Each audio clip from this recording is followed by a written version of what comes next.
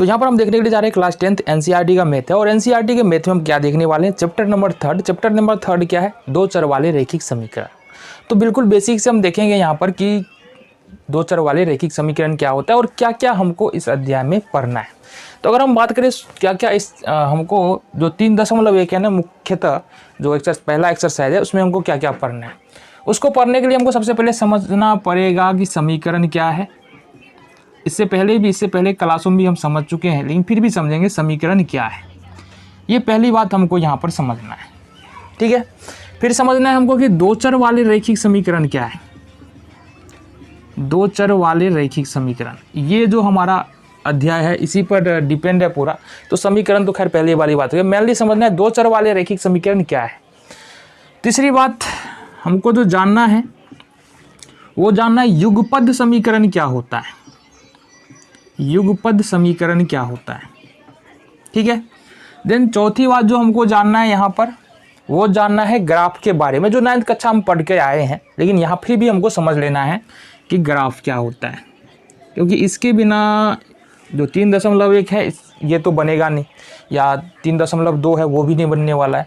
तो हमको यहाँ पर देखना है ग्राफ क्या होता है। ग्राफ के बारे में कुछ बेहद ही ज़रूरी बातें हम यहाँ पर समझ लेंगे, या ये बोले कि रिवीजन कर लेंगे, ठीक है। फिर ग्राफ पर रैखिक समीकरण का निरूपण, रैखिक समीकरण का निरूपण, ये हमको इतनी सारी बातें 3.1 को करने से पहले हमको जाननी है, ठीक है। इतनी सारी बातें हैं, समीकरण क्या है, दो चर वाले रैखिक समीकरण क्या है, युगपद समीकरण क्या है, ग्राफ क्या है, और ग्राफ पर रैखिक समीकरण को हम लोग कैसे लिख सकते हैं, इसके बारे में हमको यहाँ पर डिस्कस करना है। तो पहली बात जो निकल के आ रही है ना, वो क्या है, समीकरण क्या होता है। देखो अगर हम समझे ना समीकरण को, जो हम कैलकुलेशन करते हैं, जैसे 3 + 4 लिखते हैं ना बराबर में 7, यह क्या है, यह एक समीकरण है। क्या है, यह एक समीकरण है।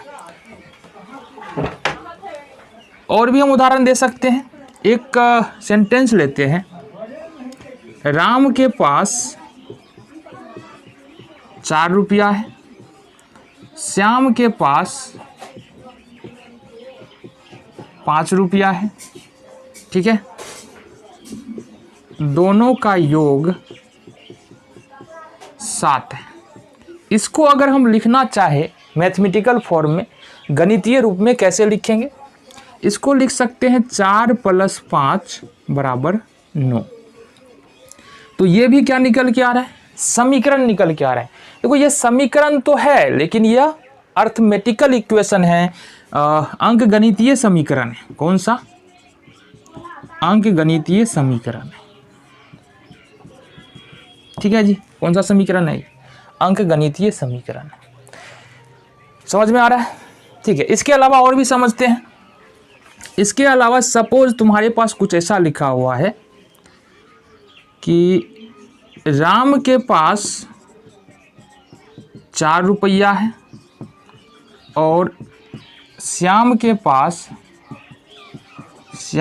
पास राम से 2 गुना रुपया है, 2 गुना रुपया है। दोनों का योग 12 है। इसको अगर हम लिखे तो किस प्रकार से लिख सकते हैं। देखो राम के पास कितना रुपया है, 4 रुपया है ना, और श्याम के पास 2 गुना रुपया, मतलब 2 × 4 है, और इसका योग कितना है, 12। ये भी एक क्या बन रहा है, इक्वेशन बन रहा है, समीकरण बन रहा है। देखो जब भी समीकरण बनेगा तो उसमें ये जो चिन्ह दिख रहा है तुमको बराबर, इक्वल का चिन्ह होगा। अगर इक्वल का चिन्ह है तो वो समीकरण है, ठीक है। देखिए यहाँ पर जितना भी उदाहरण हम बात किए हैं ना, वो सारा सारा अंक गणितीय समीकरण है, बीज गणितीय समीकरण नहीं होता है, मतलब ये नहीं है। ये कौन सा समीकरण है, अंक गणितीय समीकरण है। अब बीज गणितीय समीकरण क्या होता है, और हम बात करते हैं। देखो बीज गणितीय समीकरण को समझने से पहले ना सबसे कुछ महत्वपूर्ण बातों के बारे में हमको जान लेना है, उसके बाद हम बीज गणितीय समीकरण पर चलेंगे। कौन कौन सी बात है। पहली बात तो पहले भी हम बता चुके हैं, चर क्या होता है, और अचर क्या होता है। देखो, एक चर एक गणितीय संकेत है जिसका फिक्स वैल्यू नहीं होता है, फिक्स वैल्यू नहीं होता है, ठीक है। इसका वैल्यू जो है ना सिचुएशन के हिसाब से, या ये बोले कि अलग अलग बीजीय व्यंजक या अलग अलग समीकरण में इसका वैल्यू जो है वो बदलता रहता है। तो चर का कोई फिक्स वैल्यू नहीं होता है। कैसे समझेंगे चर? देखो, इसको इंग्लिश के ए से लेकर के जेड तक में किसी भी अक्षर से हम सूचित करते हैं। हिंदी में भी सूचित कर सकते हैं, को, खो, हो, कुछ भी ले लो। इसके अलावा alpha, beta, theta, gamma, lambda, phi, ये सारे के सारे जो है ना वो क्या है? चर है। चर को इंग्लिश में क्या बोलते हैं? वेरिएबल। अभी समझ में आएगा चर होता क्या है। चर का वैल्यू अलग अलग जगहों पर अलग अलग होगा। कैसे? अभी बता देंगे। दूसरा होता है कांस्टेंट। जितने भी नंबर्स हैं ना, या जो पहला चैप्टर पढ़ा हमने, क्या पढ़ा है? रेशनल नंबर और इरेशनल नंबर और रियल नंबर पढ़ा है। कौन सा? जितने भी रियल नंबर है यानी कि वास्तविक संख्या है ना, वो अचर है, ठीक है। जैसे 1 हो गया, 2/3 हो गया, √3 हो गया, -√2/5 हो गया। ये सारे के सारे क्या है? ये सारे के सारे अचर है। तो इतनी बातें तुमको समझ में आ गई। चर और अचर का मतलब क्या है ये समझ में आ गया, ठीक है। अच्छा, चर का मतलब क्या? हमने क्या क्या बोला चर के बारे में कि चर का मान अलग अलग सिचुएशन में अलग अलग होता है। अगर तुमने थोड़ा सा पहले पढ़ा है तो हम बात कर लेते हैं। अगर हम x+3 लिखे और यहाँ पर 10 लिखे तो x का वैल्यू कितना निकलेगा? x का वैल्यू कितना निकल रहा है? 7 निकल रहा है। यहाँ पर अगर लिखे x+4 लिख कर 12 लिख दे तो यहाँ पर x का वैल्यू कितना निकल के आ रहा है? 8 निकल के आ रहा है। तो दोनों अलग अलग इक्वेशन है, समीकरण है, और चर का वैल्यू क्या आ रहा है? अलग अलग आ रहा है, ठीक है। बातें समझ में आ गई? आ जाओ जी, अब समझते हैं बीजगणितीय समीकरण क्या है। बीजगणितीय समीकरण ये क्या होता है? अलजेब्रिक इक्वेशन बोलेंगे इसको हिंदी में, ठीक है। तो वैसा गणितीय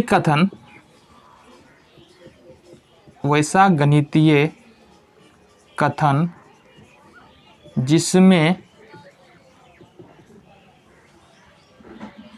दो या दो से अधिक राशियों के बीच समानता का संबंध हो।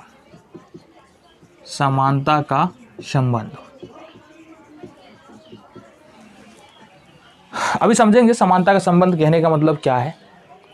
एक दूसरा भी परिभाषा हम लिख सकते हैं यहाँ पर। कौन सा? यदि दो बीजीय व्यंजक को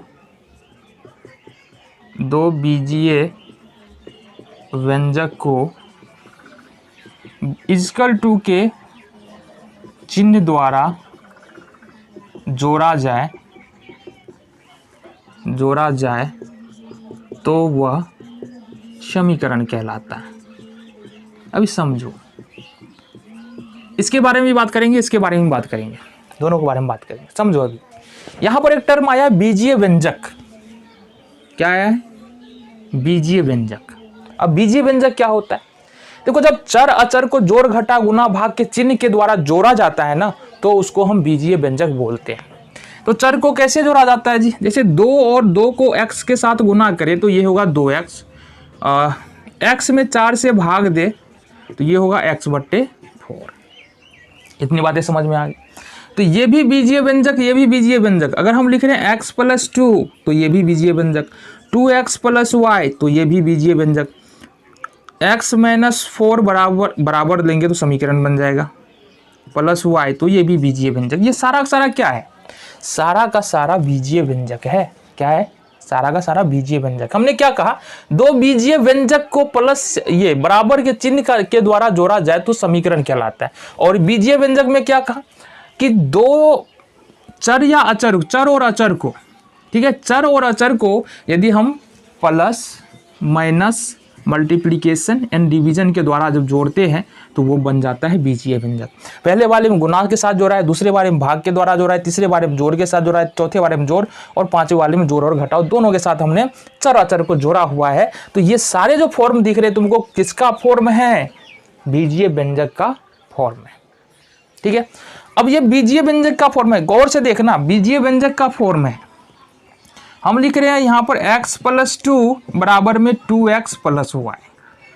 देखो दो बीजीय व्यंजक है, यहाँ पर दो बीजीय व्यंजक है और दोनों बीजीय व्यंजक को हमने बीच में कौन सा चिन्ह डाल दिया है? = का चिन्ह डाल दिया है। अब दोनों बीजीय व्यंजक में यदि = का चिन्ह है तो ये क्या बन गया? ये क्या बन गया बाबू? इक्वेशन बन गया, समीकरण बन गया। क्या बन गया? समीकरण बन गया। बातें समझ में आ रही? यानी कि दो बीजीय व्यंजक के बीच में यदि हम = का चिन्ह लगा देते हैं, बराबर का चिन्ह लगा देते हैं, तो वो क्या बन जाता है? इक्वेशन यानी कि समीकरण बन जाता है। तो ये हमारा बन गया समीकरण। बातें समझ में आ गया ना? अच्छा, पहला वाली परिभाषा के बाद देखिए, वैसा गणितीय कथन जिसमें दो या दो से अधिक राशियों के बीच समानता का संबंध हो। अब देखो ये भी कोई ना कोई राशि ही x भी कोई ना कोई राशि ही है और y भी कोई ना कोई राशि ही है। अब मान लो हम लिख रहे हैं 5, तो इसमें किसका संबंध है? समानता का संबंध। ऐसे नहीं समझ में आएगा। ठीक है, राम और श्याम, ऐसे समझो, राम और श्याम दोनों के पास कुछ रुपया है और दोनों का योग, दोनों के रुपयों का योग 5 रुपया। तो अभी समझो, मान लेते हैं कि राम के पास x रुपया है और श्याम के पास y रुपया है। ठीक है, जो किसके बराबर में है? 5 के बराबर है। तो राम और श्याम के बीच में जो पास में जो रुपया है ना, वो किसके बराबर है? 5 के बराबर है। तो हो गया ना, राम और श्याम के पास जो रुपया है उसका संबंध 5 के साथ है ना। तो ये समानता का संबंध जब भी होगा तो ये क्या बन जाएगा? इक्वेशन यानी कि समीकरण यहाँ पर बन जाएगा। तो समीकरण की परिभाषा समझ में आ गई। चलो आगे देखते हैं। अब देखना हमको समीकरण के प्रकार, कितने प्रकार के इक्वेशन होते हैं। तो अगर देखेंगे हम समीकरण के प्रकार के बारे में, तो देखो मेनली जो हमको अभी यहाँ पर निकल के आ रहा है समीकरण का प्रकार, समीकरण का प्रकार। तो यहाँ से अगर देखें हम, तो सबसे पहले एक चर वाले रैखिक समीकरण होता है। कौन सा समीकरण होता है? रैखिक समीकरण लेंगे पहला। कौन सा समीकरण? रैखिक समीकरण। दूसरा द्विघात समीकरण और तीसरा त्रिघात समीकरण। तो जो दो बातें हैं ना, पहला रैखिक समीकरण और दूसरा द्विघात समीकरण, ये तो हमको 10th क्लास में पढ़ना है, अभी पढ़ना है। इस चैप्टर जो दो चर वाले रैखिक समीकरण तो पढ़ ही रहे, वो रैखिक समीकरण के अंदर आता है, और द्विघात समीकरण हमारा अगला चैप्टर है तो उसमें हम पढ़ने वाले। त्रिघात समीकरण को अभी हमको नहीं देखना है। ठीक है, अच्छा सॉल्व कर सकते हो, लेकिन अभी हमारे सिलेबस में अभी है नहीं त्रिघातीय समीकरण। तो अभी हमको समझना है रैखिक समीकरण। अब देखो रैखिक समीकरण हमने क्या कहा? हमने कहा समीकरण का 3 प्रकार, रैखिक समीकरण, द्विघात समीकरण, त्रिघात समीकरण। रैखिक समीकरण, यहाँ पर रैखिक समीकरण के कितने भाग? रैखिक समीकरण के 2 भाग, 2 भाग या 3 भाग भी बना सकते हो। मेनली हम 2 भाग बना देते हैं। पहला होता है एक चर वाला रैखिक समीकरण, एक चर वाला रैखिक समीकरण, और दूसरा होता है 2 चर वाला रैखिक समीकरण, रैखिक समीकरण। ठीक है, अभी जो हम पढ़ रहे हैं उसी पर बात करेंगे, बाकी द्विघात समीकरण के बारे में हम अगले चैप्टर में बात करने वाले हैं। तो एक चर वाला रैखिक समीकरण और 2 चर वाला रैखिक समीकरण, अब मेनली हमको समझना यहीं पर है। समीकरण का मतलब क्या होता है? देखो यहां से अभी समझ में आएगा तुमको। एक चर वाला क्या होता है, 2 चर वाला क्या होता है। हम इधर लिख लेते हैं एक चर वाला और इधर लिखते हैं हम 2 चर वाला।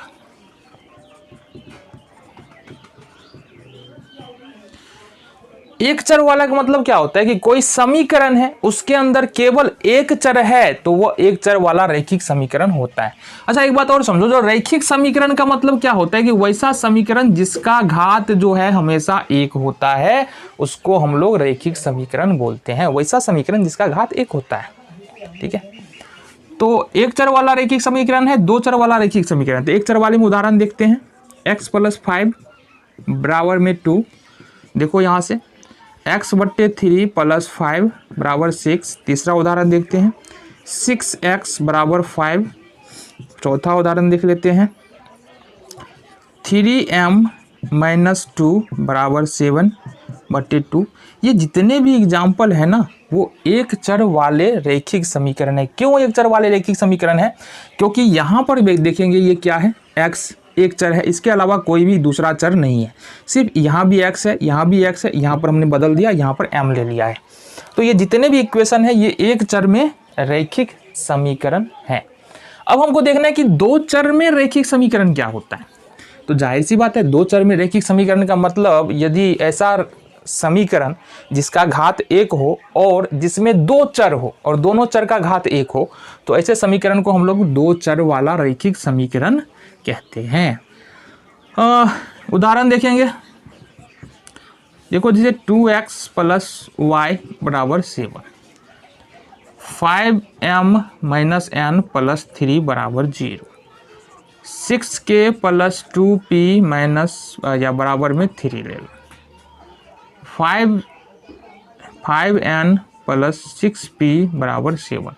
इसमें कितने चर तुमको दिखाई दे रहा है? पहला हम देखो यहाँ से x पहला चर है, y दूसरा चर है, m पहला चर, n दूसरा चर, k पहला चर, p दूसरा चर, x पहला चर, ये n पहला चर, p दूसरा चर। तो इसमें दो चर है तो मतलब ऐसा रैखिक समीकरण, ठीक है, जिसमें देखो रैखिक समीकरण है तो मतलब घात तो एक होगा ही, और रैखिक समीकरण के अलावा हमारा क्या बोल रहा है कि दो चर वाला रैखिक समीकरण। रैखिक मतलब घात एक और दो चर वाला मतलब दो चर होना चाहिए।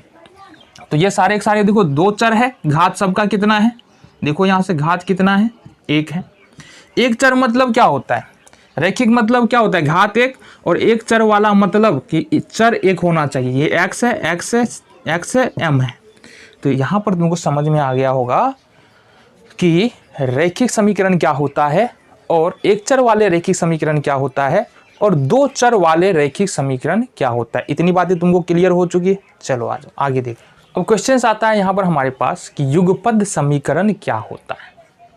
देखो युगपद समीकरण का मतलब क्या है, यदि समान चर में दो रैखिक समीकरण को यदि हम एक साथ रखें, जोड़ा में रखें, तो वह युगपद रैखिक समीकरण कहलाता है। हमने क्या कहा, ठीक है, हमने क्या कहा, समान चर में दो रैखिक समीकरण को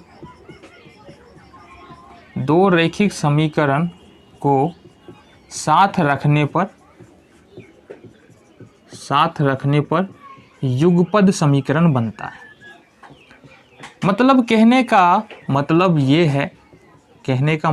है कि यदि समान चर वाले दो रैखिक समीकरण को एक साथ रखते हैं तो युगपद समीकरण बनता है। अब युगपद रैखिक समीकरण का जो जनरल फॉर्म होता है, सामान्य रूप, वो क्या होता है, देखो यहां से ये होता है a1x + b1y + c1, ये होता है a2x + b2y + c2, दोनों के बराबर में 0 होगा। ये समान फॉर्म है युगपद रैखिक समीकरण का, समान फॉर्म है, जनरल फॉर्म। अभी हमको जो पढ़ना है ना वो किसके बारे में पढ़ना है, युगपद समीकरण के। अब सिंगल वाले तो पढ़ लिया हमने, जो 9th क्लास में हमने सिंगल रैखिक समीकरण के बारे में तो पढ़ा है। अभी जो पढ़ना है हमको किसके बारे में पढ़ना है, युगपद रैखिक समीकरण के बारे में ही हमको यहाँ पर पढ़ना है। तो कुछ बातों को हम रिवाइज करवा देते हैं। जैसे मान लो एग्जाम्पल नंबर 1, जैसे हम लिख रहे हैं 2x - 3y - 5 बराबर 0, 5x + 6y + 3 बराबर 0। तो यहाँ पर यदि हम तुलना करें, ये इक्वेशन फर्स्ट है, ये इक्वेशन सेकेंड है, इक्वेशन फर्स्ट है और ये इक्वेशन सेकेंड है। इसकी तुलना इससे करें तो देखो x है, a1 के जगह पर कितना है, 2 है, तो यहाँ से देखेंगे A1 का वैल्यू कितना निकल के आया 2। y है B1 का वैल्यू कितना निकल के आ रहा है -3। तो यहाँ पर हम देखते हैं B1 का वैल्यू जो है वो -3 है। C1 है और C1 के जगह पर -5 है, इट मीन्स कि C1 का वैल्यू कितना है -5 है। इसी तरह से अब इसकी तुलना समीकरण 2 से करेंगे। समीकरण 2 से 5x है, x है A2 की जगह पर 5 है, तो A2 बराबर जो है वो निकल के आ जाएगा 5। y है और B2 का वैल्यू यहाँ पर देखो B2 की जगह पर 6 है, तो B2 का मान जो है वो हो जाएगा 6। ठीक है, फिर C2 है और यहाँ पर देखो C2 की जगह पर है 3, तो C2 बराबर हो जाएगा 3। ये हमने क्यों बताया, क्योंकि अभी तो ज़रूरत नहीं है, लेकिन जब हम अगले चैप्टर में जाएंगे तो वहाँ पर बहुत ज़्यादा ज़रूरत पड़ने वाला है, इसलिए हम यहाँ पर ये बताते चलते हैं। एक और उदाहरण और देख लेते हैं। जैसे कि मान लो एग्जाम्पल नंबर 2, जैसे कि मान लेते हैं 2x + 3y = 7 है और 6x - 2y = -8 है। ये दो समीकरण है। इक्वेशन फर्स्ट है, ये इक्वेशन सेकेंड है। अब सबसे पहले A1 B1 C1 A2 B2 C2 लिखने से पहले ना तुमको क्या करना पड़ेगा, थोड़ा सा यहाँ पर तोड़-मरोड़ करो। 2x + 3y इसको उठा के इधर लाते हैं तो ये -7 हो जाएगा बराबर में 0।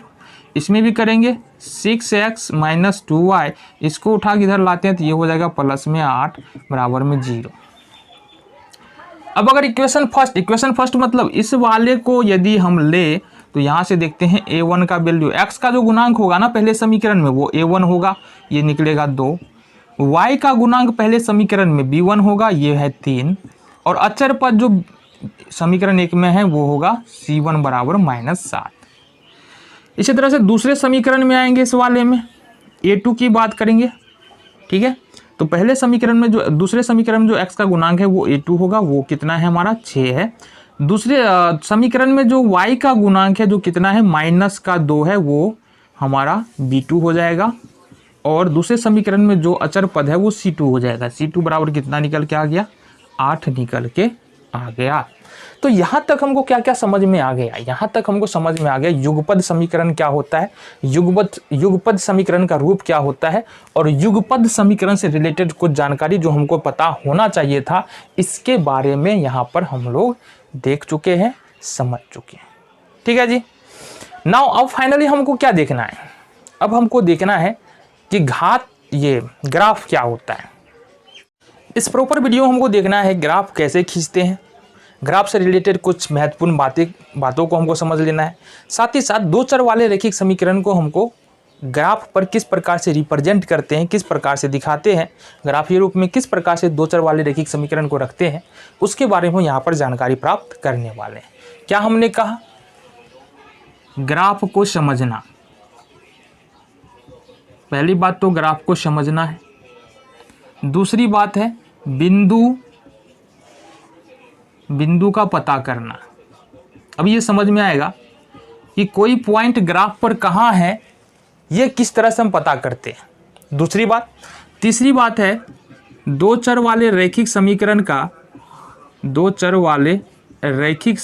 का ग्राफ पर निरूपण, यानी ग्राफ पर हम लोग दो चर वाले रैखिक समीकरण को किस प्रकार से दिखा सकते हैं। ये तीन बातें जो है हमको इस प्रॉपर वीडियो में समझनी है। बातें समझ में आ गई। आज बात कर लेते हैं।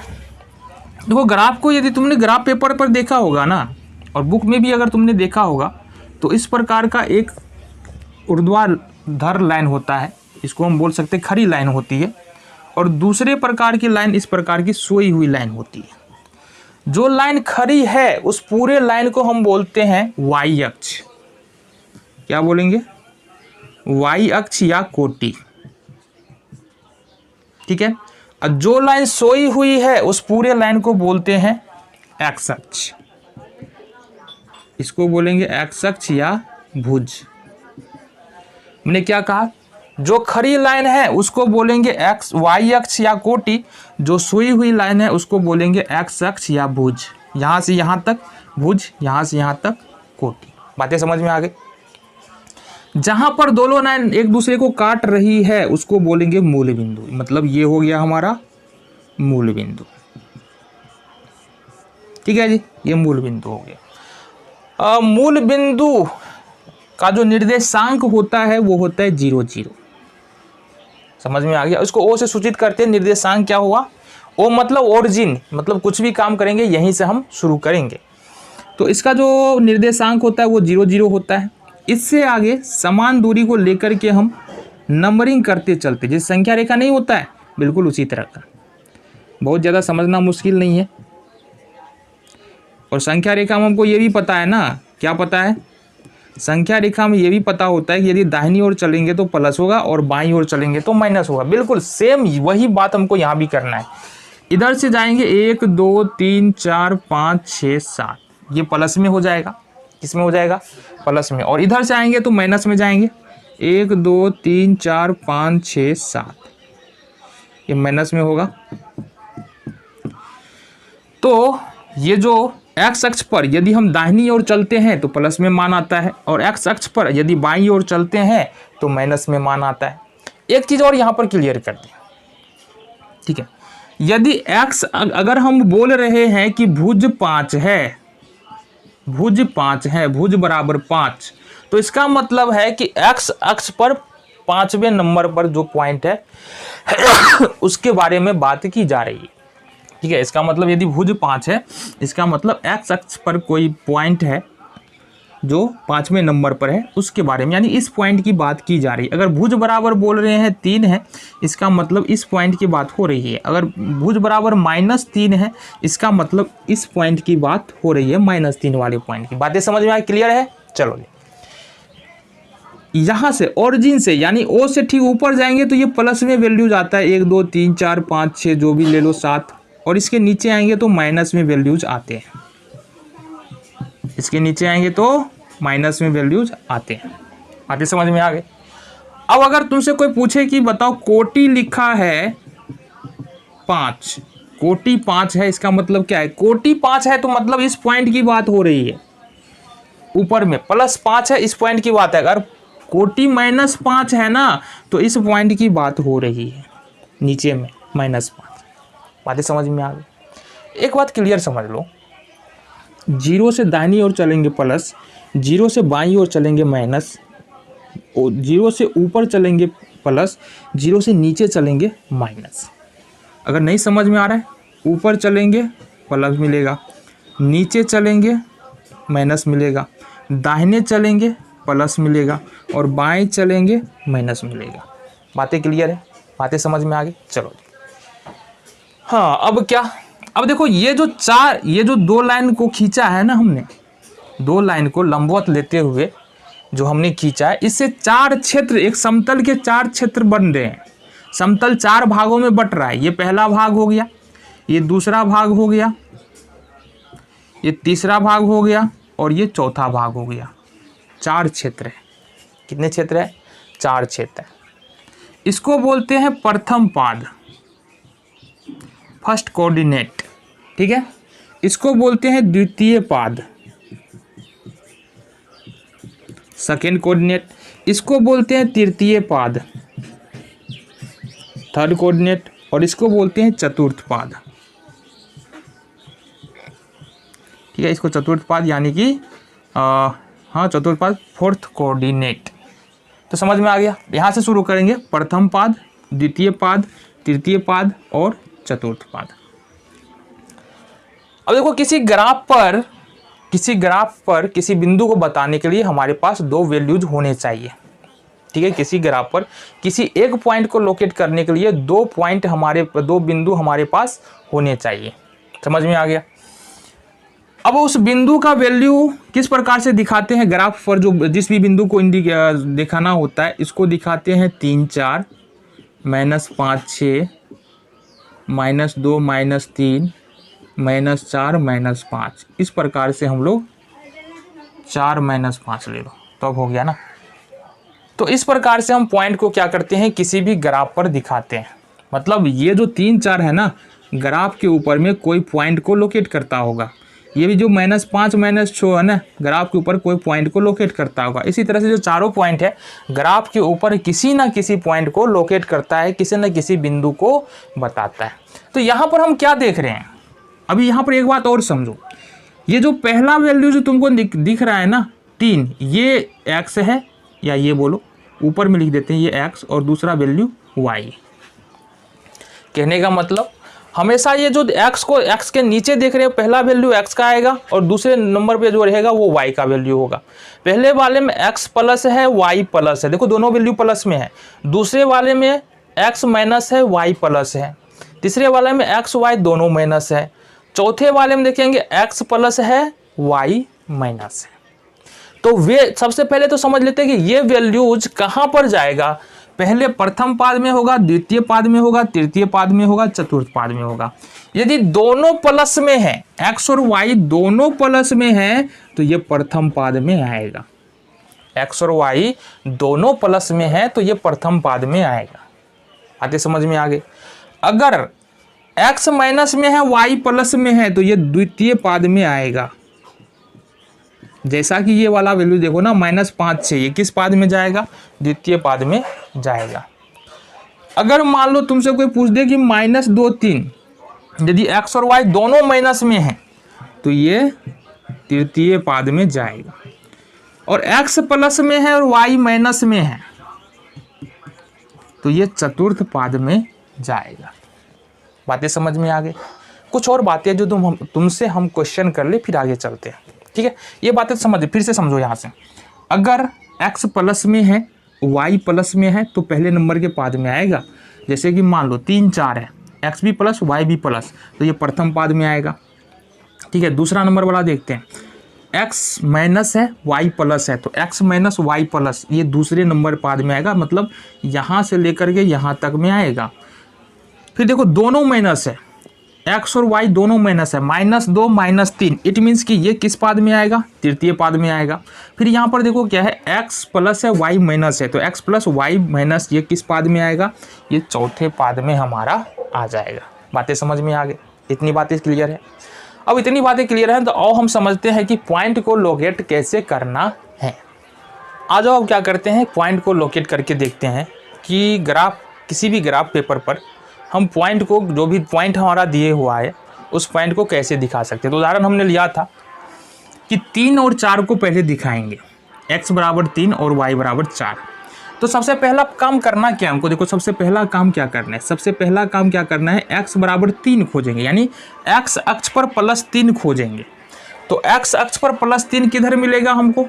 ये देखो, अगर इस तरफ जाते हैं तो दोनों वैल्यू, मतलब इस तरफ जाते हैं ना दाहिनी तरफ, दोनों वैल्यू प्लस होता है, यानी x और y इस वाले कोऑर्डिनेट में, फर्स्ट वाले में दोनों वैल्यू प्लस होता है। अब अगर दाहिनी तरफ चलते हैं तो वैल्यू क्या होता है? प्लस होता है।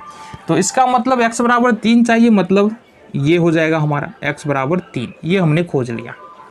दूसरा चीज़ कह रहा है कि y बराबर 4 चाहिए, 4 प्लस में, तो इसका मतलब प्लस कहाँ पर होगा? प्लस ऊपर होगा, तो y बराबर 4 हमने यहाँ पर खोजा।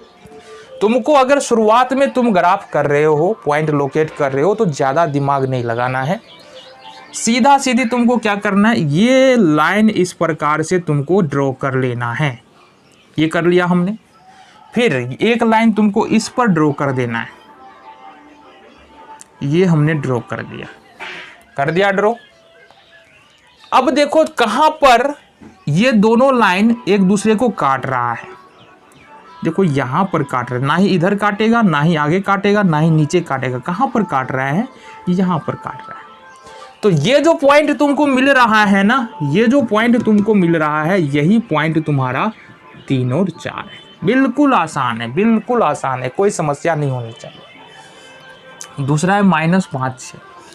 तो -5 6 को दिखाना है, मतलब x का वैल्यू -5, y का वैल्यू +6। x का वैल्यू अगर खोजने जाएंगे -5, इसका मतलब यहाँ पर आ जाएगा -5, ये वाला पॉइंट। y का वैल्यू 6 है, प्लस में 6 है, तो प्लस में 6 का मतलब क्या होता है? ऊपर जाएंगे ना, प्लस में 6 का मतलब ऊपर जाएंगे, माइनस में 6 रहता तो नीचे आते। बातें समझ में आ गई। अब करना क्या? बिल्कुल जो काम पहले हमने किया था वही काम करना है। इसको उठा दो ऊपर तक, ठीक है। इसको क्या करना है? बिल्कुल इस प्रकार से हमको खींच देना है। ये तुम्हारे समझाने के लिए कर रहे हैं, तो एक बार में तो ऐसे ही कर दे। अब ये लाइन और ये लाइन कहाँ पर काट रहा है एक दूसरे को? यहाँ पर कट कर रहा है। तो ये जो पॉइंट है ना वो तुम्हारा कौन सा हो गया, -5। कौन सा हो जाएगा, -5। थर्ड पॉइंट जो है वो -2 और -3 है। -2 है, -3, ये वाला पॉइंट दिखाना है। तो -2 पकड़ना है जी। -2 कहाँ पर है, यहाँ पर है। और -3 कहाँ पर है, यहाँ पर है। तो इसको हम क्या करते हैं, फिर वही काम करना है। इसको ऐसा खींचा हमने और इसको हमने 3 को मिला के ऐसा खींचा। कहाँ पर काट रहा है दोनों लाइन एक दूसरे को, यहाँ पर काट रहा है। तो ये वाला जो पॉइंट है ना ये क्या हो जाएगा, -2 -3। ठीक है, चलो नेक्स्ट देखें। नेक्स्ट है 4 - 5। x बराबर 4 लेना है, तो 4 के सीधा खींच देते हैं ना ऐसे, और y बराबर -5, तो 5 को लेकर के ऐसे खींच दो। ये वाला जो पॉइंट मिल रहा है, जहाँ पर 4 को हमने खींचा और 5 को खींचा, जो पॉइंट मिल रहा है वो क्या हो गया हमारा, 4 - 5। बातें समझ में आ गई, बातें क्लियर है, पॉइंट को लोकेट करना आ गया ना। चलो बहुत बढ़िया। चलो अब देखते हैं कि दो चर वाले रैखिक समीकरण को किस प्रकार से हम ग्राफ पर निरूपित करते हैं। तो यहाँ पर अब हम फाइनली देखने वाले हैं कि दो चर वाले रैखिक समीकरण को ग्राफ पर कैसे रिप्रेजेंट करना है। तो ग्राफ के बारे में हमने पहले ही देख लिया है, ग्राफ क्या होता है और किसी भी बिंदु को ग्राफ पर किस प्रकार से रिप्रेजेंट करते हैं। अब देखो, दो चर वाले रैखिक समीकरण का जो एक वैल्यू होता है, वो x और y का जो एक मान होता है, वह ग्राफ पर एक बिंदु को दर्शाता है। कैसे बिंदु दर्शाता है इसके बारे में भी हमने बात किया है, अभी जस्ट बात किया है। तो अब देखते हैं कि अगर हमको कोई एक दो चर वाले रैखिक समीकरण दिया हो तो उसको हमको कैसे ग्राफ पे दिखाना है, और अगर हमको पेयर दिया है, जोड़ा में दो चर वाले रैखिक समीकरण दिया है, तो उसको कैसे ग्राफ पर दर्शाना है।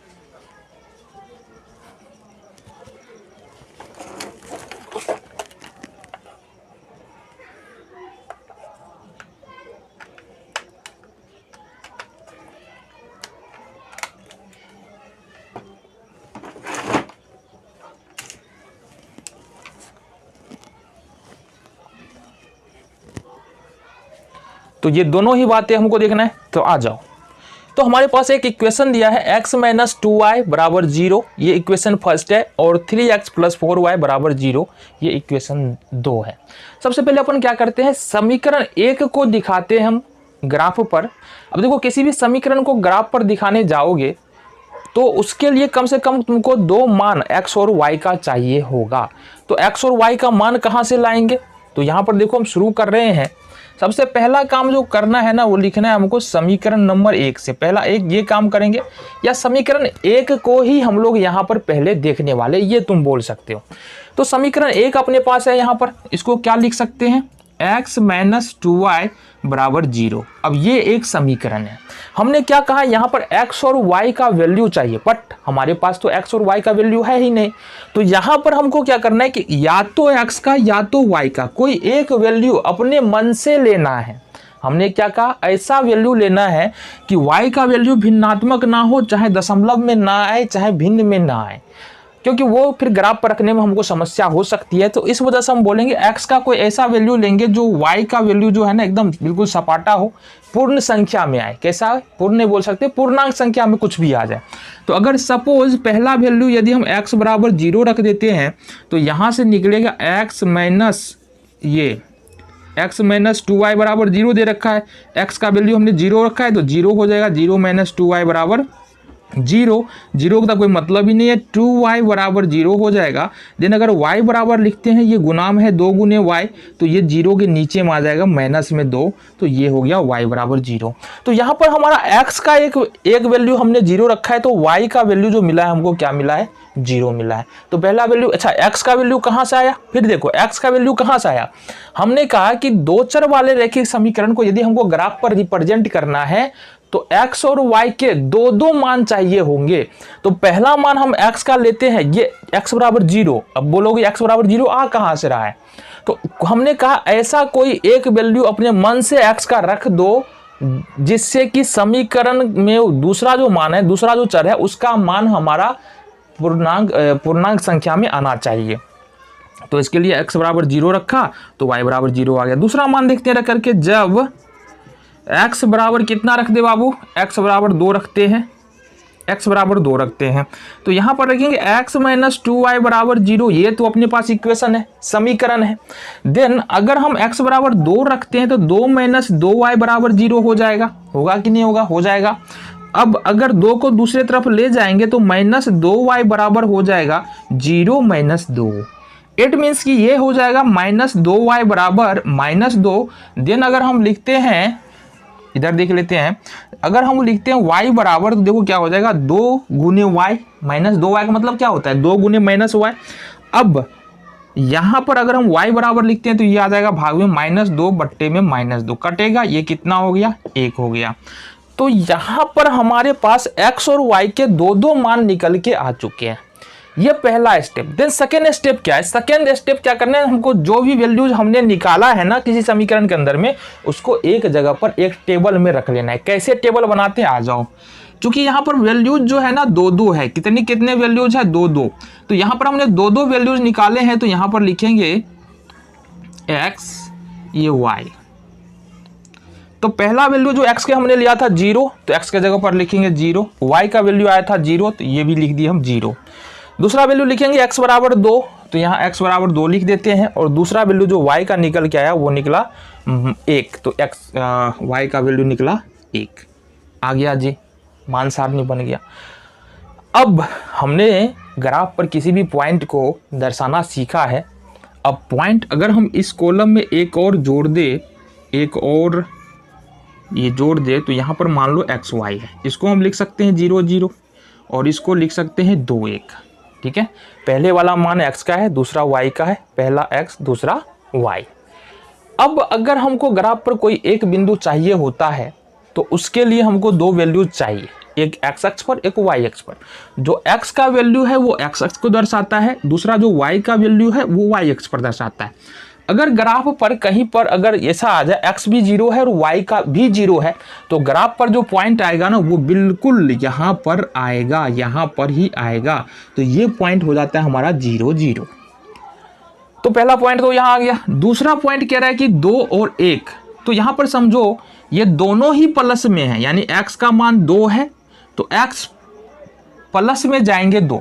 इधर जा रहे हैं x माइनस आ रहा है, इधर जा रहे 2, यहाँ पर आ गए बाबू, ये 2 आ गया। y का मान 1 है, प्लस में है, नीचे जाएंगे तो y माइनस में, ऊपर जाएंगे तो y प्लस में, ये 1 है। ठीक है जी। अब इसको हमने बहुत सिंपल सा तरीका बताया था। इस पर क्या करना है? एक इस प्रकार से लंब खींचना है और इस पर भी एक इस प्रकार से लंब खींचना है। अब ये दोनों पॉइंट से गुजरने वाली रेखाएं कहाँ पर एक दूसरे को कट कर रहे हैं? तो यहाँ पर एक दूसरे को कट कर रही है। अब इस दोनों को क्या करना है? मिला लो। अब ये जो लाइन खींचा हमने, ये जो लाइन हमने खींचा, ये इसको इधर ले लेते हैं। ये किस समीकरण का लाइन है? x माइनस 2y बराबर 0। ये किसका लाइन है? x माइनस 2y बराबर 0। तो इस प्रकार से हम क्या कर सकते हैं? किसी भी रैखिक समीकरण को ग्राफ पर दर्शा सकते हैं। देन दूसरा समीकरण हमारे पास क्या था? आ जाओ, समीकरण 2। अच्छा, यहाँ पर अगर मान लो 2 समीकरण को एक साथ किसी ग्राफ पर दर्शाना है तो क्या करेंगे? तो पहले समीकरण को दर्शा दो बाबू। पहला समीकरण हमने दर्शा दिया। जब दूसरे समीकरण को दर्शाने जा रहे तो पहले समीकरण से हमको कोई मतलब नहीं रखना है। पहले समीकरण में किसी तरह के, पहले समीकरण के साथ किसी भी तरह के टच में नहीं रहना है, तो समस्या हो जाएगी। चलो जी, ये है हमारे पास 3x प्लस 4y बराबर 20। अब यहाँ से गौर से देखो क्या ले सकते हैं। 20 है ना, क्या ले सकते हैं? फिर से हम यहाँ पर x बराबर 0 लेते हैं। जब x बराबर 0, तो यहाँ से x का मान 0 है तो 3x का मतलब 3 गुने x, तो 3 गुने 0, x के जगह पर 0 आ गया। ये आ गया 4y बराबर 20। 3 को 0 से गुना कर देंगे, 0 हो जाएगा, तो 4y बराबर हो जाएगा 20। 4 और y के बीच में गुना का चिन्ह है। इट मीन्स कि y बराबर अगर लिखते हैं तो 20/4 हो जाएगा, क्योंकि अगर गुना में है दूसरी तरफ ले जाएंगे ये भाग में आ जाएगा। 4 पंचे 20, ये हो गया हमारे पास 5। तो पहला वैल्यू हमारा निकल के आ गया। चलो जी, दूसरा वैल्यू निकाल ले, बिल्कुल। और दूसरा वैल्यू रख लेते हैं जब x बराबर 4। ठीक है, x बराबर 4। अच्छा, ये वैल्यूज रखने के पीछे भी सोच होती है, सोचना पड़ता है। अगर हमने ऐसे ही कुछ भी वैल्यूज रख दिया तो फिर ये फ्रैक्शन में चला जाएगा, और फ्रैक्शन को हटाएंगे तो वो डेसिमल में चला जाएगा। फिर ग्राफ में मान रखने के लिए जाएंगे तो ऐसा नहीं है, रख नहीं सकते, रख सकते हैं लेकिन समस्या होगी। ठीक है, तो x बराबर यहाँ पर कितना आएगा 4। तो अगर समीकरण है हमारे पास 3x + 4y = 20, देन हमको x का मान रख देना है 4, ये हो जाएगा 4y = 20, ये हो जाएगा 12 + 4y = 20, ये 12 को उठा के अगर दूसरी तरफ ले जाएंगे ये हो जाएगा 4y = 20 - 12, इट मीन्स ये हो जाएगा हमारे पास 4y = 20 में से 12 घटा देंगे कितना होगा 8।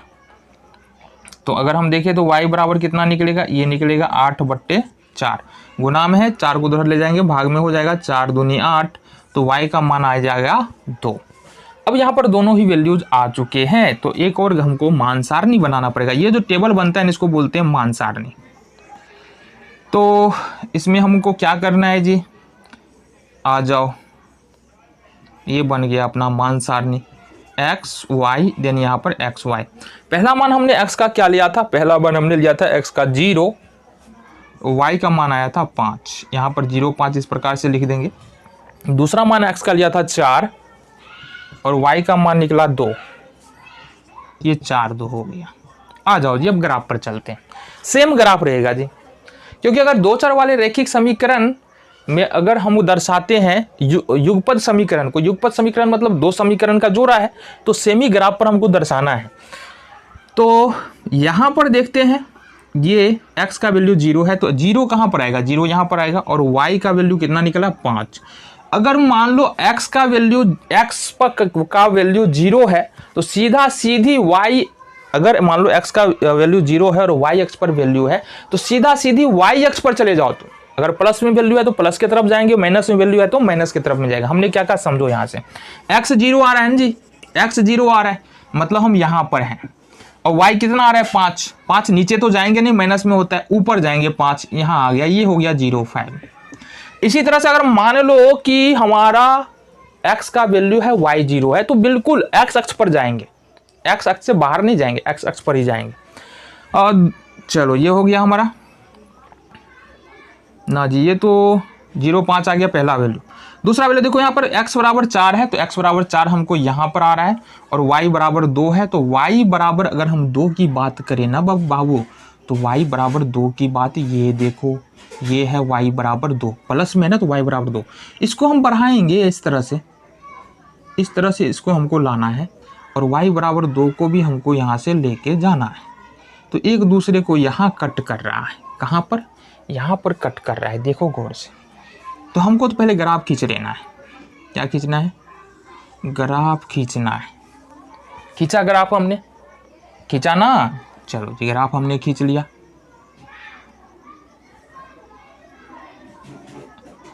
ओ गड़बड़ हो गया ग्राफ बउआ, ये गड़बड़ आ गया।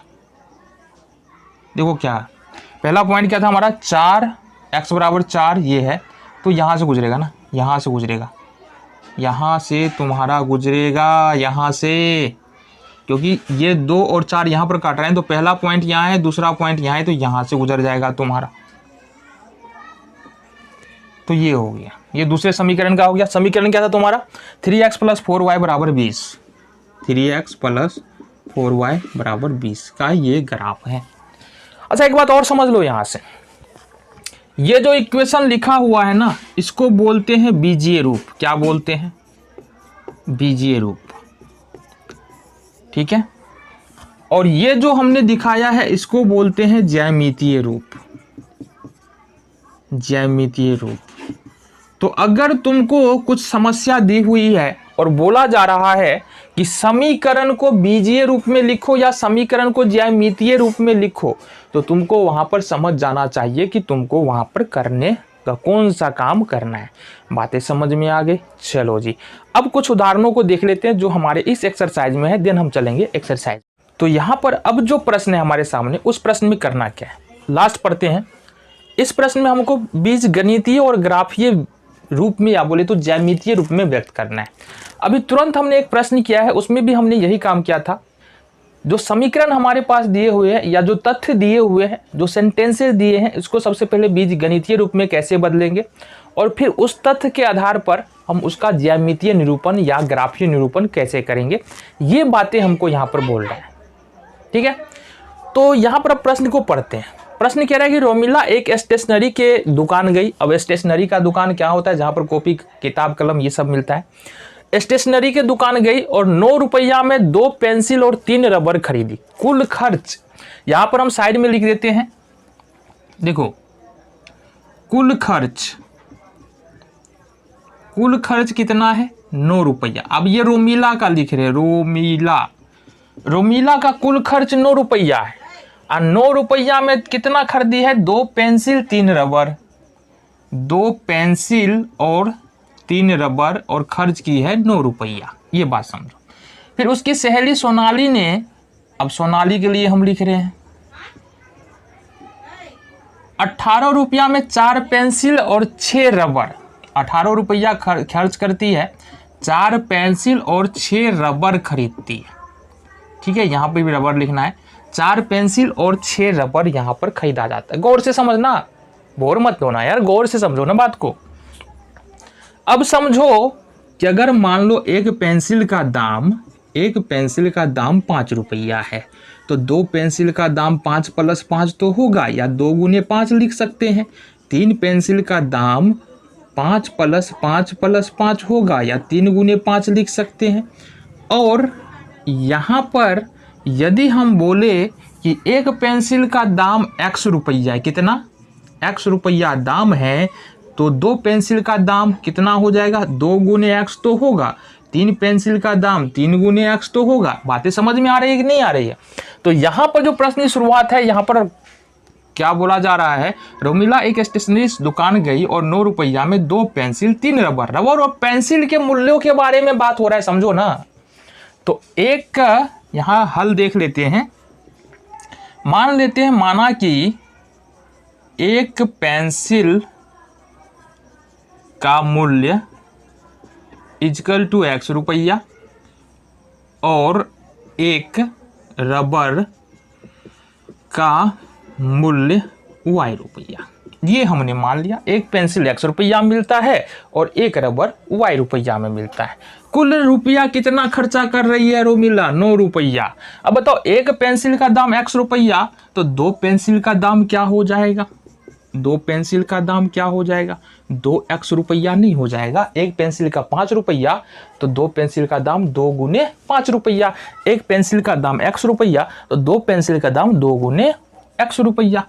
इसी तरह से 3 रबर, एक रबर का दाम y रुपया, तो 3 रबर का दाम 3y रुपया। और दोनों मिला के जो ये रुपया है 2x रुपया 3y रुपया, दोनों मिला के 9 रुपया। ये दोनों का योग कितना हो जाएगा, ये पेंसिल का खर्च, ये रबर का खर्च, दोनों खर्च मिला के 9 रुपया हो रहा है। तो ये बन गया तुम्हारा इक्वेशन नंबर 1। बातें समझ में आ गई, क्लियर है? चलो नेक्स्ट देखते हैं। उसकी सहेली सोनाली ने 18 रुपया खर्च करती है। कितना खर्च की, 18 रुपया। क्या खरीद रही है, 4 पेंसिल और 6 कलम। कितना, 4 पेंसिल और 6 कलम खरीद रही है। एक पेंसिल का x रुपया, 4 पेंसिल का 4x रुपया दाम हो गया। उसके बाद 6 रबर खरीद रही है, तो एक रबर का y रुपया, तो 6 रबर का दाम 6y रुपया। ये तुम्हारे पास इक्वेशन नंबर 2 बन गया। तो एक सॉल्यूशन तो हो गया। यहाँ पर जो बोल रहे हैं हमारे पास बीज गणितीय रूप में लिखे, तो ये हमारा जो है ना, ये कौन सा रूप हो गया बाबू, बीज गणितीय रूप। एक आंसर तो तुम्हारा यहाँ से आ गया। अब हमको ज्यामितीय रूप में इसको दर्शाना है। इट मीन्स कि हमको ग्राफ पर दिखाना है कि किस प्रकार की रेखाएं प्राप्त होती हैं। ठीक है जी, तो आ जाओ। ग्राफ पर दिखाने के लिए क्या करेंगे, लिखेंगे समीकरण 1 से। समीकरण 1 से, समीकरण 1 क्या है अपने पास, ये है 2x + 3y = 9 दिया हुआ है। अब यहाँ पर क्या करना होता है कि x और y के 2-2 वैल्यूज या 3-3 वैल्यूज, हमको कम से कम 2 वैल्यूज चाहिए। अगर तुमको ग्राफ खींचना है ना, तो x और y के 2-2 वैल्यूज चाहिए, 2-2 मान चाहिए। मान कहाँ से आता है, तो या तो x का या तो y का एक मान अपने मन से रखना है, और वो मान ऐसा रखना है कि पूर्णांक संख्या में उत्तर आए हमारा। तो पहला मान ले लेते हैं यहाँ से x = 0। देन अगर x बराबर 0 है तो 2x का मतलब 2 गुने x, मतलब x का मान 0 है तो 2 गुने 0 प्लस 3y बराबर में 9। देन अगर 2 को 0 से गुना कर दिए 0 हो जाएगा, बचेगा 3y बराबर 9। तो y बराबर, देखो 3 और y के बीच में गुणाक चिन्ह है, 3 को उठा कर ले जाएंगे दूसरे तरफ तो ये हो जाएगा 9 के नीचे में 9/3, 3 तिया 9। y का वैल्यू कितना आ गया बाबू? 3।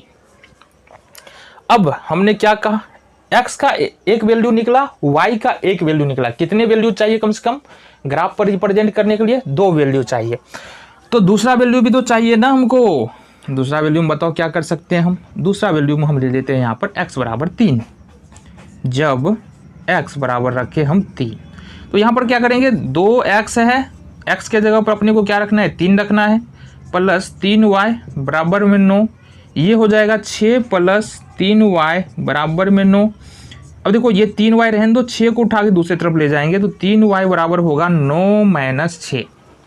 इट मीन्स कि 3y बराबर जो है वो हो रहा है हमारे पास 3, और y बराबर देखे तो ये 3/3 हो जाएगा, बराबर में 1 आएगा। यहाँ से क्या कर सकते हो बाबू, यहाँ से तुम जो है ना मान सारणी बना सकते हो। इस समीकरण के लिए पहला मान सारणी देख लेते हैं यहाँ पर। तो समीकरण 1 इसी के सामने रख देते हैं, ठीक है।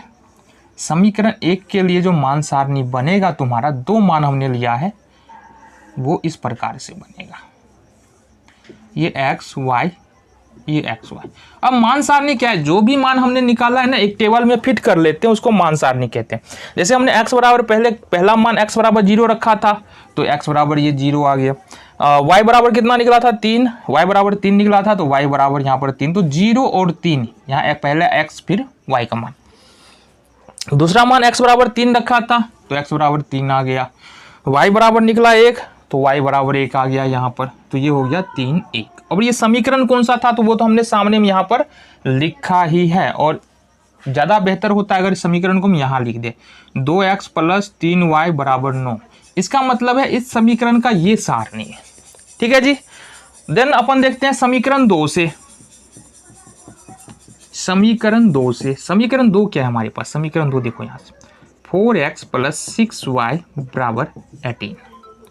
इस समीकरण 2 है हमारे पास। यहाँ भी हम वही काम करते हैं बाबू, x बराबर लेते हैं 0 तो ये होगा 4 इंटू 0 प्लस 6y बराबर 18। इट मीन्स कि ये 4 और 0 को मल्टीप्लाई करेंगे, ये तो पूरा खत्म हो गया। 6 और y के बीच में मल्टीप्लिकेशन का चिन्ह है, गुना का चिन्ह है। अगर 6 को दूसरी तरफ लेके जाएंगे वो भागा में चला जाएगा, 18/6 हो जाएगा, 6 3 18। इट मीन्स कि y का वैल्यू कितना आ रहा है हमारे पास? 3 आ रहा है। दूसरा वैल्यू देख लें यहाँ पर, जब x बराबर 3। अब जब x बराबर 3 रखते हैं तो क्या होता है, देखो यहाँ से, ये हमारे पास 4x प्लस 6y बराबर 18 है। 4x का मतलब 4 गुने x के जगह पर रखना है 3 प्लस 6y बराबर 18। ये हो जाएगा 4 3 12 प्लस 6y बराबर 18। अब 12 को अगर उठा के ले जाए दूसरी तरफ तो क्या होगा, ये हो जाएगा तुम्हारा 6y बराबर 18 माइनस 12। इट मीन्स कि ये 6y बराबर हो जाएगा 18 में से 12 6। और अगर हम लिखे यहाँ से क्या, यहाँ से लिखे 6y तो y बराबर अगर लिखे तो क्या हो जाएगा, y बराबर हो जाएगा 6/6। 6 से 6 कैंसिल हो जाएगा, 1 बच गया। तो यहाँ भी 2 मान आ गया है, 2 मान आ गया। इट मीन्स कि अपने को क्या करना है, मान सारणी बना लेना है फिर से दूसरे समीकरण के लिए। ये बन गया तुम्हारा मान सारणी। तो देखो सेम मान निकला है यहाँ से, पहला मान यहाँ भी 0 रखे और आया 3 तो ये हो गया 0 3 0 3। दूसरा मान हमने क्या रखा था, 3, x बराबर 3 और y बराबर मिला था हमको 1। देखो यहाँ से y बराबर निकला 1। यहाँ पर देखो समीकरण अलग अलग है, 2x प्लस 3y बराबर 9, 4x प्लस 6y बराबर 18, लेकिन मान तो हमको बिल्कुल सेम मिल रहा है। मान क्या मिल रहा है, बिल्कुल सेम मिल रहा है। जब ये कंडीशन आ जाए ना कि समीकरण अलग अलग है और मान सेम मिल रहा है तो ग्राफ कैसा होता है और हम उसके बारे में बात कर लेते हैं।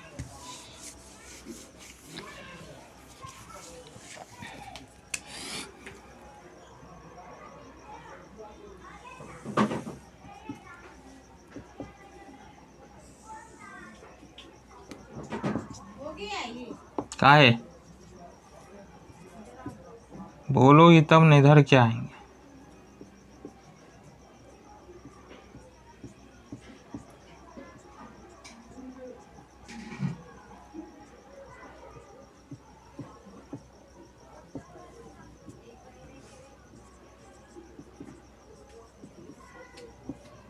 कौन सी हुआ?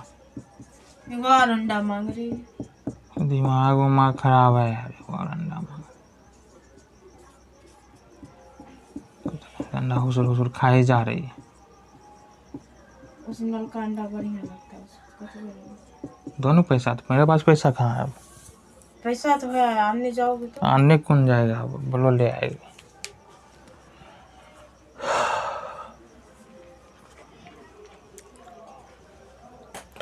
तो अभी क्या है, हमारे पास दोनों ही मान सारणी आ गया है। अब मान सारणी आने के बाद इन मानों को हम देखते हैं ग्राफ पर कैसे रिप्रेजेंट कर सकते हैं।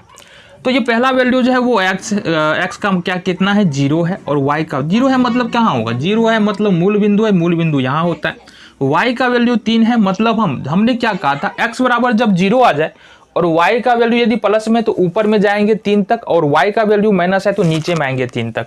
तो यहाँ पर अगर प्लस में 3y है, इसका मतलब जो ये पॉइंट आ रहा है यहाँ पर, ये आ रहा है 0 3। दूसरा वैल्यू देख लेते हैं, यहाँ पर x का वैल्यू कितना है, 3 है, x का वैल्यू 3 है, तो 3 तो यहाँ पर है, और y का वैल्यू कितना है, 1 है, 1 हमारा यहाँ पर है। अपने को क्या करना है, ठीक लंबवत एक डॉटेड लाइन खींच दो इस प्रकार से। ये देखो, ये दोनों लाइन कहाँ पर काट रहा है एक दूसरे को, इस बिंदु पर। ये जो पॉइंट होगा ये होगा 3 1। अब इसको मिला देना है, तो ये हमने इसको मिला दिया। अब थोड़ा टेढ़ा हो रहा है, डोंट माइंड, कोई बात नहीं। चलो, ये जो लाइन खिंचाना हमने किस समीकरण का है बुआ, बता दो। ये इस समीकरण का है, 2x + 3y, 2x + 3y बराबर 9। और सेम लाइन, चूंकि मान सेम है ना, तो सेम तरीके से हम दिखाएंगे, तो दूसरा लाइन भी इसी के ऊपर आएगा, दूसरा लाइन भी इसी के ऊपर आएगा। मतलब क्या हुआ, मतलब ये हुआ कि अगर मान लो मान इक्वल मिल रहे हैं समीकरण में, तो रेखाएं क्या होगा, समपाती होगा, मतलब एक के ऊपर दूसरा रेखा आ जाएगा। ठीक है, एक के ऊपर क्या होगा, दूसरा रेखा आ जाएगा। तो इस प्रकार से ये क्वेश्चन तुम्हारा यहाँ पर सॉल्व होता है। तो यहाँ पर जैसा कि पिछले क्वेश्चन में हमने देखा कि किसी भी समीकरण या कोई भी, अगर मान लो हमारे पास शब्द समस्या है, शब्द समस्या मतलब कुछ बातें कही जा रही है वाक्यों के द्वारा या कथनों के द्वारा, उन कथनों को क्या बोला जाता है, हमको बीज गणितीय रूप में लिखने के लिए, और फिर बोला जाता है ज्यामितीय या ग्राफीय विधि से हमको व्यक्त करने के लिए। इट मीन्स कि हमको एक इक्वेशन प्राप्त करना है, जो भी सेंटेंसेस दिए गए हैं या फिर जो भी इक्वेशन दिया है, इसको हमको किस रूप में, अच्छा यहाँ पर तो बीज गणितीय रूप तो दे ही दिया है, ये तो बीज गणितीय रूप तो दे ही दिया है, तो हम बीज गणितीय रूप में लिखेंगे नहीं, सिर्फ और सिर्फ ज्यामितीय रूप में हमको दिखाना है। तो ज्यामितीय रूप में दिखाने का मतलब है इसको ग्राफ पे दिखा देना है। ठीक है, तो आ जाओ हम किस प्रकार से कर सकते हैं प्रश्न को। तो यहाँ पर दो इक्वेशन है, हल में देखेंगे हमारे पास दो इक्वेशन है। फर्स्ट इक्वेशन है x + 2y - 4 = 0, equation first. Then दूसरा इक्वेशन है 2x + 4y - 12 = 0। ये है समीकरण 2। हमको यदि ग्राफ पर किसी समीकरण को दिखाना है, तो इसके लिए x और y जो भी चर है ना, उसके दो दो वैल्यूज चाहिए। यहाँ पर चूंकि चर x और y है, तो x और y के हमारे पास दो दो मान होने चाहिए कम से कम। अच्छा, 3 वैल्यू को लेकर के भी ग्राफ पर हम दिखा सकते हैं, लेकिन कम से कम 2 वैल्यूज तो हमारे पास होने चाहिए। तो यहाँ पर समीकरण 1 से देखेंगे, समीकरण 1 से, समीकरण 1 क्या हमारे पास, x + 2y - 4 = 0। अब ये हमारे पास क्या है, पहला समीकरण है, तो हमको यहाँ से 2 वैल्यूज चाहिए x और y के, लेकिन हमारे पास है तो नहीं, x का वैल्यू कहाँ है, y का वैल्यू कहाँ है। तो या तो x का या तो y का एक वैल्यू अपने को अपने मन से रखना पड़ेगा। मन से रखने का मतलब कुछ भी ऐसा मान जो सॉल्व करने के बाद जो अगले चर का मान है ना, वो हमको क्या आना चाहिए, पूर्णांक संख्या में आना चाहिए। ऐसा वैल्यू हमको रखना पड़ेगा। सपोज यहां पर हम ले लेते हैं x का मान 0। तो देखो 0 को x की जगह पर रख करके देखें, 0 + 2y = 4। ये हो जाएगा 0 2y जुटेगा तो 2y बराबर हो जाएगा 4। इट मीन्स y बराबर हो जाएगा 4/2, 2 2 जा 4। ये हो गया हमारे पास 2। कितना हो गया, 2 हो गया। हमने क्या कहा कि पूर्णांक संख्या में उत्तर आना चाहिए। अगर मान लो कि हम यहां पर ले लेते 3, x बराबर 3 ले लेते, तो क्या होता, देखो करके दिखा देते हैं ना। 3 + 2y, x के जगह पर हमने 3 रखा, बराबर 4। 2y बराबर 4 - 3, और 2y बराबर 4 में से 3 घटाएंगे 1 होगा, y बराबर हो जाएगा 1/2। तो ये मान आ गया तुमको फ्रैक्शन में, यानी कि परिमेय संख्या में आ गया। अब फ्रैक्शन में अगर वैल्यू आ गया तो ग्राफ पर दिखाना थोड़ा सा मुश्किल हो जाता है। ऐसा नहीं दिखा नहीं सकते, दिखा सकते हैं, पर थोड़ा सा मुश्किल हो जाता है। इसलिए हमको वैल्यूज ऐसे रखने हैं, अपने मन से रखने हैं, पहला वैल्यू एक्स का या वाई का, और ऐसे वैल्यू रखने जो कट जाए, जो हमको फ्रैक्शन में न आए और ना ही डेसिमल में आए। तो पहला मान निकल गया। आ जाओ दूसरा मान देखते हैं क्या रख सकते हैं अपन। तो दूसरा मान देखते हैं, जब x बराबर क्या ले ले, 2 ले लो। तो समीकरण है हमारे पास x प्लस 2y बराबर में 4, ये होगा 2 प्लस 2y बराबर में 4। 2 को दूसरी तरफ ले जाएंगे, ये होगा 2y बराबर में 4, और ये ले जाएंगे दूसरी तरफ, माइनस में हो जाएगा 2। 2y बराबर हो जाएगा 2। इट मीन्स कि y का वैल्यू जो निकलेगा वो 2/2 कितना होगा, 1। तो अब बनाना है अपन को क्या, मान सारणी। ठीक है, मान सारणी अपन इधर बना लेते हैं थोड़ा हटके। आ जाओ जी, ये पहला मान सारणी एक्स वाई डैश। तो पहला वैल्यू क्या रखा हमने, 0, और y का वैल्यू क्या निकला था 0 रखने के बाद, y का वैल्यू आया था 2, तो ये हो गया 0 2। फिर x का पहला वैल्यू क्या निकला था हमारा, क्या रखे थे दूसरा वैल्यू x का 2, ये आया था अपने पास 1, ये आ गया 2 1। समीकरण कौन सा था हमारे पास, ये हो गया x प्लस 2y माइनस 4 बराबर 0 के लिए मान सारणी। ठीक है जी, आ जाओ देन आ जाओ, ये पहला समीकरण का है, ये भी लिख देते हैं। और दूसरा समीकरण देखो क्या हमारे पास, दूसरा समीकरण देखो, गौर से देखो, गौर से देखो। 2x लिखेंगे समीकरण 2 से, फ्रॉम इक्वेशन सेकेंड। ये हमारे पास 2x प्लस 4y बराबर 12। अच्छा, इसको इधर ले जाएंगे तो क्या हो जाएगा, माइनस है, इधर जाके बराबर हो गया, हमने डायरेक्टली कर दिया है। देन हमको क्या करना है, x बराबर फिर से हमको 0 रखना है। तो ये होगा 2 गुने x के जगह पर 0 प्लस 4y बराबर में 12। ये तो 0 हो जाएगा पूरा टर्म, इट मीन्स 4y बराबर 12 हो जाएगा, और y बराबर क्या लिखेंगे, 12/4। कितना हो गया, y का मान आ गया 3। अब क्या करना है, दूसरा मान रखो यहाँ पर। जब क्या रख दे दूसरा मान, बता दो, 2 दूनी 4, हाँ 2 रख सकते हैं, x बराबर 2। तो यहाँ से क्या आएगा, 2 गुने 2 प्लस 4y बराबर 12। 2x था, 2 लिया गुना लिया, 2x का मतलब 2 गुने x, 2 लिया गुना लिया, x के जगह पर 2 डाल दिया। अब देखो यहाँ से ये हो गया 2 दूनी 4 प्लस 4y बराबर 12। ये हो गया 4y, और y इसको 4 को अगर दूसरी तरफ ले जाएंगे तो ये हो जाएगा 12 में से 4 घटा देंगे, 4y बराबर हो जाएगा 8। इट मीन्स कि y बराबर हो जाएगा 8/4, 4 दूनी 8। कितना निकला वो, x बराबर 2 रखे, y बराबर 2 आ गया। तो ये दूसरा मान सारणी भी हम यहाँ पर ड्रॉ कर लेते हैं। यहाँ पर कर लो, यहीं पे कर लो, क्या दिक्कत है। ये आ गया तुम्हारा दूसरा मान सारणी।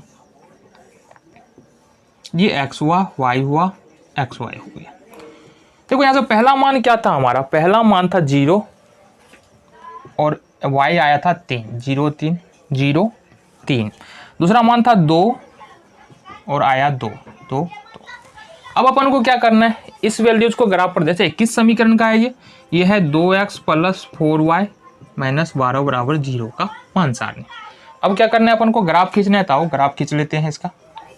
आ जाओ पहले समीकरण की बात कर लेते हैं। देखो पहले समीकरण में जो मान सारणी है उसमें x बराबर 0 है, 0 मीन्स मतलब ये वाला पॉइंट हो गया, और y बराबर 2। जब भी x का मान 0 है और y का कुछ ना कुछ मान है तो सीधा सीधे y अक्ष पर चले जाओ जहां पर मान है। अब चूंकि प्लस में है तो ऊपर जाएंगे, माइनस रहेगा तो नीचे जाएंगे। तो y बराबर 2 है, इट मीन्स कि अपने को यहाँ आना है। ये हो गया 0 2। दूसरा वैल्यू है 2, x पर है 2 तो यहाँ पर आगे, और y पर है 1 मतलब यहाँ पर। अब यहाँ पर क्या करना है, लंबवत लाइन ड्रॉ करना है इस प्रकार से।